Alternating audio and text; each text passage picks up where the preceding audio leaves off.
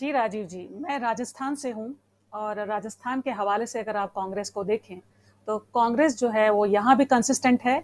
और उसकी भूमिका आप केंद्र में देखिए, दिल्ली में भी या पूरे देश में भी एक जैसी नजर आती है। लेकिन सबसे हैरान जो कर रही हैं वो है ममता बनर्जी। ममता बनर्जी ने विधानसभा चुनाव जीतकर जिस तरह से एक विश्वास विपक्ष में लाया था, सारे नेता जो है उनको एक इंस्पिरेशनल लीडर की तरह देखने लगे थे। लेकिन राष्ट्रपति चुनाव में देखिए आप, यशवंत सिन्हा का नाम प्रपोज करने के बाद जिस तरह वो पीछे हटती हैं, यह बहुत चौंकाने वाला था। और फिर अब उपराष्ट्रपति, और जिस तरह से कांग्रेस ने तो जो ठीक है एक्सेप्ट कर लिया था, ममता बनर्जी के ही सुझाए हुए नेता थे यशवंत सिन्हा, कांग्रेस और विपक्ष ने इस सब को एक्सेप्ट करते हुए आगे बढ़े थे। शायद हो सकता है उनके डिफरेंसेस इसमें होते, लेकिन यहाँ जो है राष्ट्रपति उपराष्ट्रपति चुनाव में जो भूमिका अदा कर रही है ममता बनर्जी, वो सच में और ज्यादा हैरान करने वाली है। आप देखिए कैसे इन्होंने जो है ये, अब इनके साथी गण जो है वो जो प्रवक्ता है वो ये कहना चाह रहे हैं कि कांग्रेस की भूमिका से हमें ऐतराज है, ममता बनर्जी को जो है वो राहुल गांधी से ऐतराज है। भाई क्यों ऐतराज है आपको, क्या ऐतराज है आपको?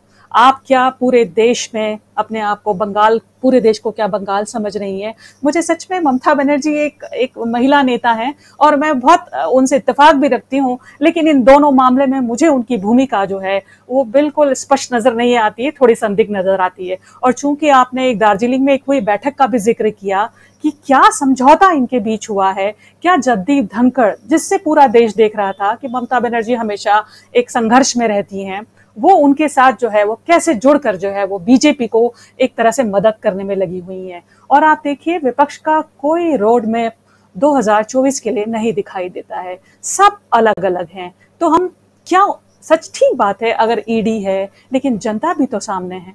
जनता के लिए क्या आप जिम्मेदार नहीं हैं?